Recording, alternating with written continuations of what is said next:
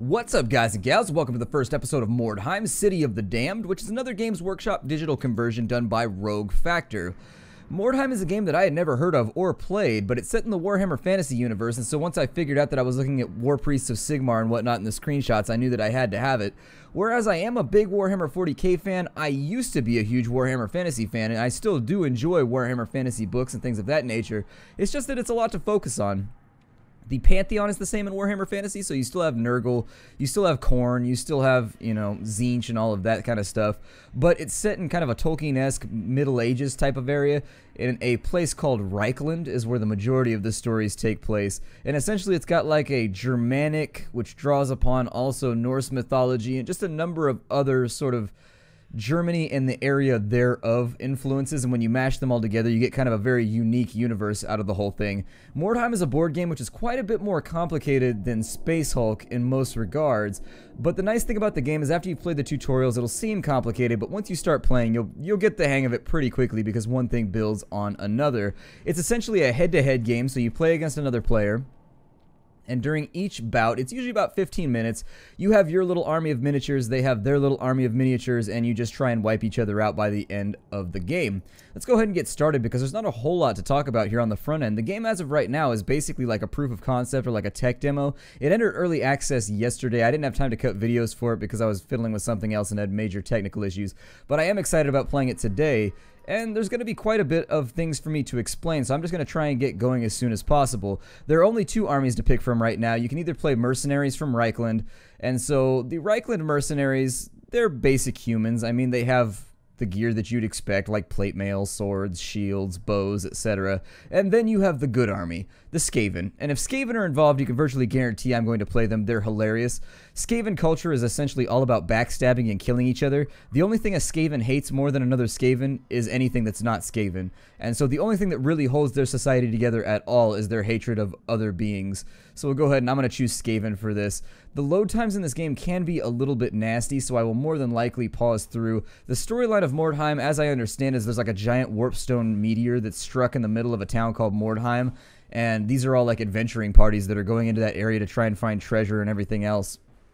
Skaven are a very, very unique race. I don't even really know what to compare them to in the Warhammer 40k universe, and in fact I don't think there really is. I've always wished that there would be a Warhammer 40k version of Skaven. You got ratlings in Warhammer 40k, but it's not the same.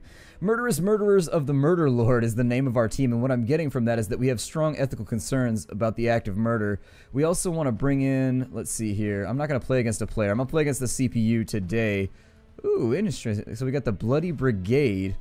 Alright, and so their ranking is 556. The game is going to have MMR so that once you start playing other players, it's going to be all ranked and everything like that. As of right now, I've never seen an open game when you look for other players. I think I saw one time, but it says that it's in the top sellers list, so I'd assume there'd be more people, but as of right now, I've had trouble finding games against other players, so we'll just play against the CPU for right now. That's also to avoid things like the other player taking a ridiculous long time on his turn. Stuff like that that could actually like hurt the series. We're going to do the Temple of Sigmar as our map location because it's one of the static maps. This map right here, you can do like a randomly generated map, and then there's a couple of static ones as well that you can pick from. Skaven society is run, I mean, they worship the Horned Rat, so they don't worship Tzeentch or anything like that. They worship their own deity. They're basically ornery little conniving pieces of shit. That's basically the way that you could describe them. They've got a couple different clans. There's Clan Eshin, which is like ninja rats. There's Clan Scry or Sky or something like that, which is like steampunk rats. There's Clan Pestilens, which they like to make poisons and diseases and things of that nature. They're basically the closest to Nurgle worship. I'm going to cut from right here, and we'll jump in once the game starts because this load time is always ridiculous. Alright, so we are in the business of Mordheim now. Every time you start out, you're going to get this wonderful little circular kind of camera view. I'm not going to render this video in 60 frames because honestly the performance of the game is a little bad right now. I have trouble getting it up above like 50 frames when I'm recording for some reason, and so I'll probably just do this like in, no, I don't know, I'll probably do it in 30 frames and just leave it as it is so that people can load it a little bit quicker too. We've got Thrak Shadow Knife, which is our first character. So first things first, we're going to talk about the basics of this game before we actually play it, because I think I want this to be a little bit of a tutorial for anybody that's never played as well. So if you want to skip the tutorials in this game, because they are a little wordy and verbose, they tend to post like a big paragraph of text on the screen and then be like, have fun, and then they leave you to figure it out for a little while. The first thing you want to be aware of is at the bottom of the screen, underneath Thrak Shadow Knife, you'll see 3 blue dots and a couple of red skulls. These are your currency. So all actions require those little groupings of points. Now you'll see there's a blue ring around me. If I go outside that blue ring, it costs me one of my blue points. They're called strategic points. Additionally, strategic points are used for things like jumping off these ledges. They're used for your combat stances, and so if you want to end your turn, but you want to end your turn with a dodge bonus, you can go in a dodge stance. It costs you tactical points. The red points are your, I call them the active points, I guess, or like your combat points. I don't remember what the game calls them, but I call them combat points, and essentially you trade those in for combat-related abilities. So you can see at the center of the screen, I've got Ambush Stance loaded up right now. What Ambush Stance does is it allows me to end my turn, and if anything comes into my line of sight, Ambush Stance allows me to charge them and get a first attack off before they can do anything else, and it forces them into combat as well, which is the important part. Being locked into combat, in this game you become coupled with an opponent when you enter combat with them, and it becomes expensive for you to get out of combat. It costs you strategic points to remove yourself from combat without taking attacks of opportunity. And so I really like the way that they've handled combat in this game, and in fact that's one of the reasons I'm featuring it, is because I actually feel like this is going to be a fairly competitive game once they get it all nice and fleshed out. As of right now, it's early access. It's only a tech demo, basically. It costs about $40, which is pretty expensive at the time. I think I paid $35 for it. I don't know. It's pretty close to AAA prices. It's getting closer, so I know a lot of people are going to have trouble buying the game at that price, but just wait it out. Wait it out. Okay, so we know there's our foes right here.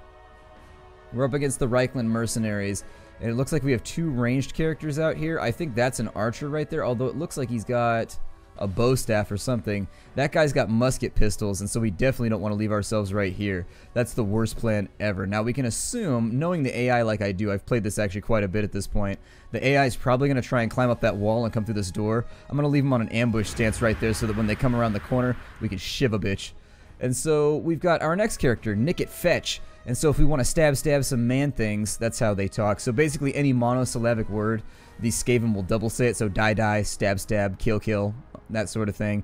And then any other thing that's not a Skaven. So if it's a dwarf, they would call it a dwarf thing. If it's an elf, they would call it an elf thing. If it's a, let's check the sewers. Is anybody in the sewers? Oh wow, okay. So they're actually running like an entire ranged force. They may try to kite us, which will be troublesome. He can also shoot us, which is bad, which means we want to remove ourselves from line of sight, if at all possible. So that is what I'm going to do. I'm going to put him on an we'll do an ambush stance right behind this altar right here. So the enemy's going to take its turn. They are playing a really, really heavy ranged army, so this could get a little bit rowdy if we have trouble locking them down. I can hear them moving around, but they haven't come into line of sight yet. I think they're trying to climb up the walls. Yeah, I can virtually get... I think the guys over on the left are trying to climb up over the walls right now. You can swap through your characters like this if you want to get a better eyes view. You can kind of swap around by using W, A, S, D. You can cycle... Actually, it's only A and D you can cycle through with. The game has this weird habit, though, of defaulting back to your big, like, giant character, even though you're trying to look around other ways. Alright, so right now we've got ourselves Nalok Pestclaw. Nalok Pestclaw has himself two little musket pistols, and that's actually good because we're up against a ranged army. I don't know if the main conflict is going to take place in this room or if it's going to take place on the next floor, and I think the outcome of the battle is going to be dictated by that fact. Wherever we desire to set up, it's going to change. So if we fight in this room, it's fairly open, there's a lot of line of sight. Up on the top floor, though, we've got the same problem. We've got a melee heavy army, which is why I'm worrying about it a little bit. So if you press the space bar on with the tutorial aspects, you will see that you've also got spell lists. So the bar on the left is just going to be your active abilities you can use during this phase, whereas the ones on the right are going to be the abilities I think that you can use in combat. I'm not really sure how they're organized. We can't see. As of right now, I cannot swap to the other column, so I think it's once you're in combat you can use the other column. But he's got two active abilities, which makes him a little bit different from the previous character. He's got the Musk of Courage. Skavens, they let off this oil that it kind of lets you know what their different emotions are. So there's the Musk of Fear, there's the Musk of Courage, there's the Musk of Mating. Essentially, Skaven can smell that on each other. And so sometimes they have to keep themselves from spraying the Musk of Fear and things like that when they're trying to fake out their enemies. What this allows them to do is there's an extra check in the game called an all alone check, And so if one of your characters is isolated by himself and fighting multiple opponents, he's got to make a all-alone check to make sure that he doesn't like run away or something like that. I don't know. I've never failed the all-alone check, so I'm not really sure what it does, to be honest. They don't explain. Maybe I missed it in the tutorial, but I don't think they explained it. He's also got a spell called Wither, which lowers the enemy's attributes pretty substantially. I don't really know what that does because they don't really explain any of the stats either, so it's kind of just left to chance at the moment. I think it probably lowers damage for strength, lowers maybe their strategic points or something for the other parts. I don't know. I may set up on this. Let's go for the top floor. I know the map, and I think I'm going to try and set up on the top floor. Whether or not he's going to be able to make it remains to be seen. And I would prefer... Okay, so he's not going to make it. So what I'm going to do right here is I'm actually going to set him up in Overwatch Stance so at least he gets to shoot something if it comes up the stairs. I would prefer to avoid taking damage from any random little ridiculous thing right now. Over here, the combat's more than likely going to take place on... Okay, so we're one floor up. That means we need to get down.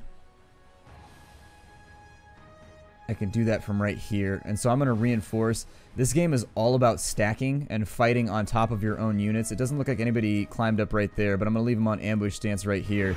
Essentially, if you're playing a melee army in this game, you really, really, really want to be lumped up, and you really, really, really want to get first strike. If they manage to get their range strikes off first, it means we're going to spend the entire game chasing them around in circles, unable to catch them. Are they coming this way? I don't actually know if they're going to come through the sewers. The other problem is that as Skaven, our initiative is pretty good. At the top of the screen, you can see our initiative. It's for each of our characters. They each have their own little score that dictates who goes first, who goes last. And the enemy actually has really, really slow initiative. But we can go through and we can delay our turn if you want to. We can also make perception checks to look for booby traps, landmines, anything like that that you might be concerned about. I think I'm going to set up on the bottom floor right here so that on the next turn, usually you don't meet in combat for the first turn. It's rare that I get into combat on my first turn, so I'm going to go with an ambush stance right here maybe. Just try and keep him behind the altar so that if they come up, I know there's a guy with a bow down in the basement, and so I would prefer to not get shot. I'm not going to jump over this right here. This is an interactive ability, so you can spend strategic points to jump across the gap right there, but if you miss, my estimation is that you're probably going to fall and hurt yourself pretty substantially. There's usually, if you fail the roll, it's an 82%, what was it? Let's see here.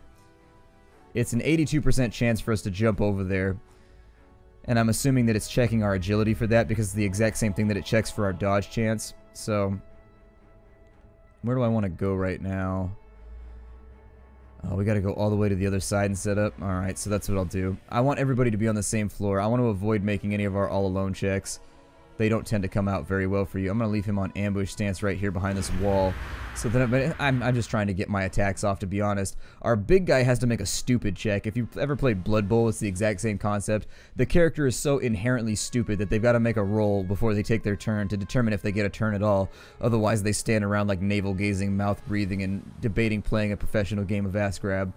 So, or grab ass, whichever you prefer. I've heard it both ways. You can play ass grab or you can play grab ass. Grab ass, I think, is more common. I hear grab ass a bit more frequently. Alright, so back in we go. I apologize about that. That happens so frequently, and the cursor tends to get bugged on the screen right now. As you see, I apologize if that bothers you. It works like WASD. You play this game like an action game, like God of War or anything else, but for whatever reason, the cursor sometimes gets stuck on screen. It happened to me last night while I was playing too.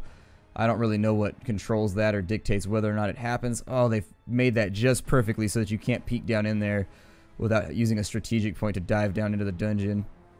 It actually... Oh, no, there is still a guy right there. He hasn't taken his turn yet.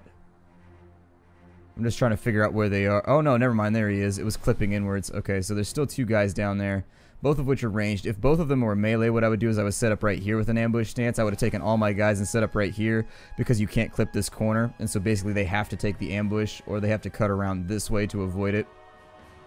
But since they're all ranged, I'm left sort of hiding myself and hoping that they don't get to take a shot at me. This right here, it's not lootable yet, but I'm guessing at some point it will be. What does Guidance Mastery do? Nullify the ill effects of mental condition, stupidity, paranoia on an ally within 30 meters for 3 turns. Oh, okay, so that means that he can actually command our dumber unit. Maybe I'll have him do that then. Hold on, let's do Guidance Mastery on him. Make sure he doesn't have to make a stupid check. There we go. And so now he shouldn't have to make a stupid check as far as I know. I'll probably just end my... I mean... They're going to shoot me right here, so there's no point putting him in an ambush stance. It's not going to help at all. But yeah, if I can circumnavigate the fact that I have to make that stupid check, I'd be really, really happy. It would be beneficial for us. Nothing has actually happened in our first turn. I apologize. It's kind of a slow episode. But hopefully we'll get ourselves into combat. The first round is almost unanimously never combat based. Like, I don't really know what else to say about it. Let me pan a scan around and see if anybody's bothering us from any directions here. It sounds really close to him, so I think they're trying to climb up back here. Yep, there it is. So our ambush went through. There's our first hit right there for 11 damage. That's going to lock him into combat. He's going to take a swing at us for 23, unfortunately, which is actually pretty bad. But since we entered our turn with strategic points left, or I'm sorry, with combat points left, we get a counterattack as well. So 90% for 11 to 23 damage. The other good thing is that this guy's going to get mobbed in on. The Skaven are very much a low point kind of mob army. I can actually, since that's so close, we can use Black Hunger. Black Hunger is an ability that allows him to basically go into Berserker Rage. He does 20% more damage, and he hits, basically his hit chance goes up, but he deals 10 damage to himself. So, let's go for it. I think this guy has fairly well wounded himself trying to climb up the wall anyways. I'm going to double engage in combat with him. Since we have two people in combat, they're not going to have to make all alone checks. That was my plan all along. You've got to kind of get used to playing Skaven in that way, where they hate each other, but they always roll in groups. Think of them as kind of the Tyranids of Warhammer Fantasy, where they're a low point, just mob army. Like, they have so many units, and so for that reason, they're actually fairly typically easy to exploit too. I've heard a lot of people express their chagrin at having to play the Skaven because they think they're a cheese army, and I'm not trying to be punny about the fact that they're rats. Okay, so we got our big guy who automatically made his stupidity check. We need to decide what we want to do with him. We can either take him upstairs and get into a big old Donnybrook up there, or we can leave him hidden back here behind a wall, which is, I think, what I am going to do.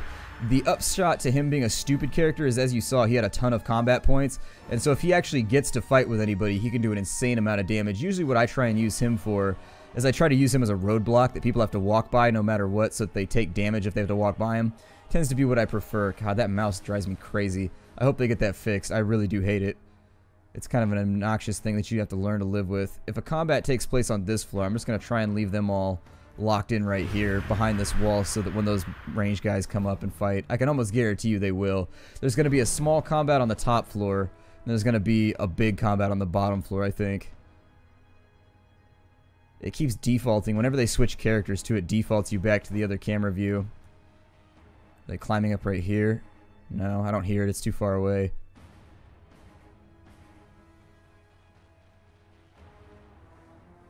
Yeah, I don't...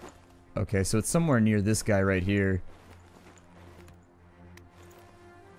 I think they're attempting to climb up the wall over and over and over again, and they're failing their checks or something. I would prefer not to get my big guy locked in combat in this hallway, because that nullifies other people being able to stack on top of him. You can't share an area of influence if you're in combat with the enemy, and so usually that kind of limits how many people can engage in one melee with one unit. So as you saw down there, it was easy for me to fit two guys in, but were I to fit like a third and a fourth guy in there, the combat would become very, very sort of lumpy. Right now, I've got to decide... Let me take a look around the corner right here. I'm going to try not to get ambushed, because that ends your turn basically instantly if you get ambushed, and so I prefer to not have that happen. I think I'm going to use some points, and actually, I'm going to go after the enemy I do know, rather than the enemy I can't see. So let's go ahead and we're going to jump into combat with this guy over here.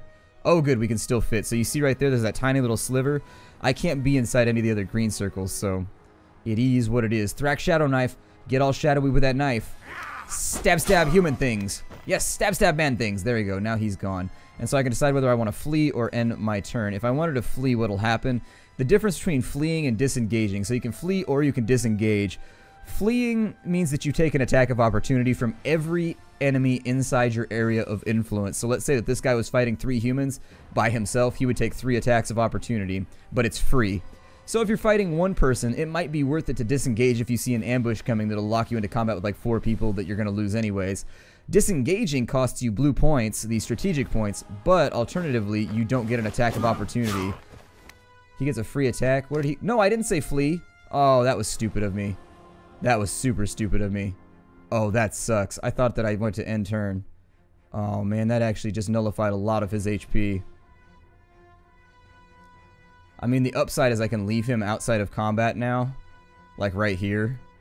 And then he won't be able to be attacked by that guy who's locked into combat. Let's go check the stairwell right here and see if maybe they've decided to join us on this floor.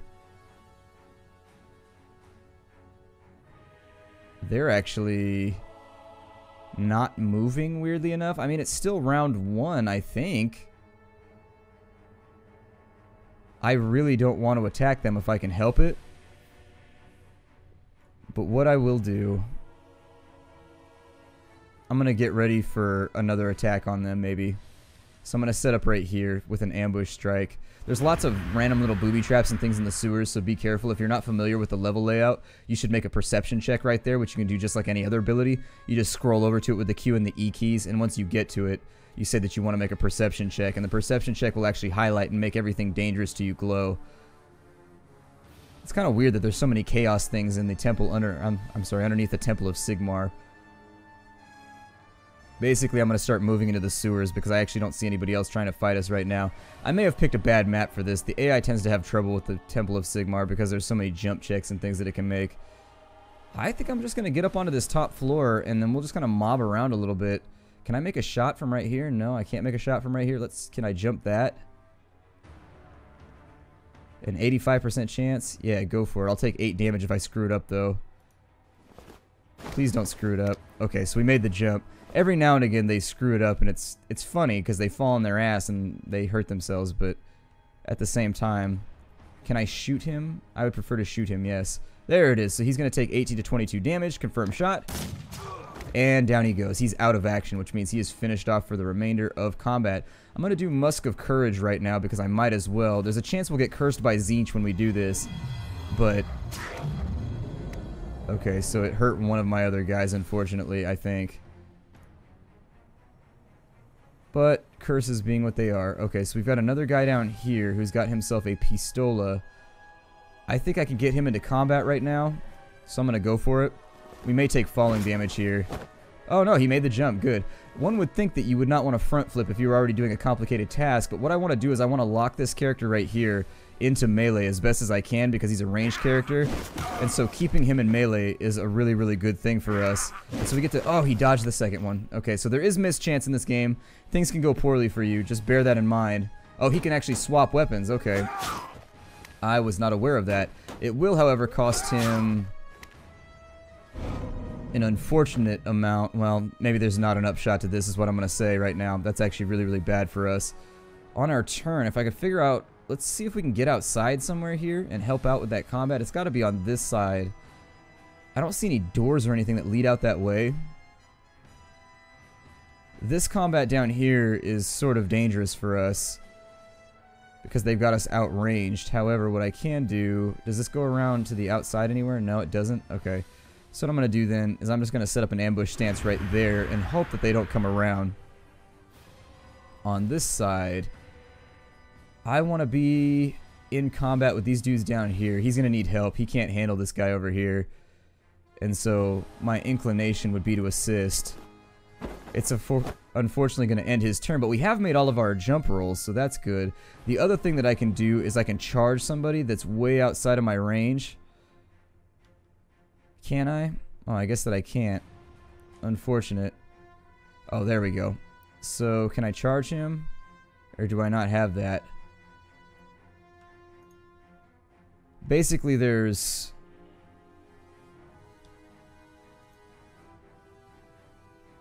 Yeah, there's a set of stances right here. There we go.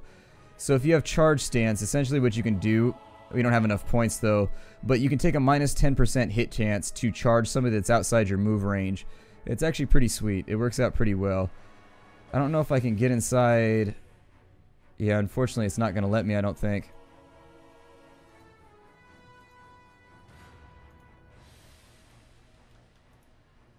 I suppose I'll just break it. It's not letting me like pan through things, so I guess I'll just stay right there.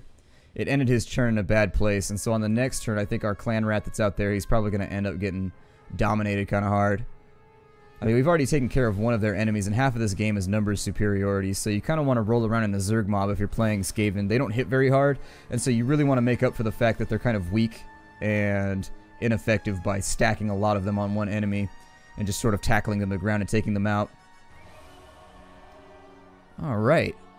I do wish that it was a little bit more... I mean, I understand why they don't let you see what the enemy is doing, but I wish that they did sometimes. Oh, wait. Go back. There was somebody upstairs. He's about to get rolled out on. Alright, well, I'm going to stick with the plan of maybe Zerg mobbing some of these little guys down in the basement on the next turn, possibly. I don't know if our movement points or our strategic points are going to allow it, but I'm going to try. How beat up is this dude, I wonder? We've still got a bunch of guys up here. I don't know. He's already taken his turn, so presumably... This guy down here still needs help. Like, oh, he can't jump, that's right. So certain characters have certain disabilities and abilities. They don't really... You can look around, but if you walk up... Basically, it doesn't say this anywhere, but if you walk up to it right here, and it won't let you jump, you should just be aware that he's not able to jump. And so it's not flagging it for me. So I think what I'm going to do is let's just get in here. I'm going to try and sneak around his area of influence. There we go. To make it as large as possible. There we go. And so we should be able to lock in with Dieter Heinzer. He's going to get a counterattack, which is going to suck, because he's still got attack points left, but we dodged that as well, so no harm, no foul. And from here, I think I'll leave myself in parry stance because he's got himself a shield, and that makes our lives a little bit easier. I don't know what I'm going to do with the big guy. I should probably take him down to the sewer. And he made his stupidity check, so that's good. I'll probably take him down to the sewer and use him as a meat shield for these little guys down here. I don't know how far away they can shoot from, but he can't get himself out of line of sight, unfortunately. So maybe I'll try and use him as bait to draw the others out. I don't know if it's going to work or not, but it's the best I can do. He's got some very large pustules on his body. Those seem like they would itch crazily. You just need to get some buboes, if that's what they're called. Opponent's got 3 turns going right now. I think with these 3, they should be able to overwhelm him, and with 3 on the bottom floor, they should be able to overwhelm the guy out in the courtyard. I'm going to bring Shriek Slinker along, because he's got that command thing that he can do to force the big guy to do what he says.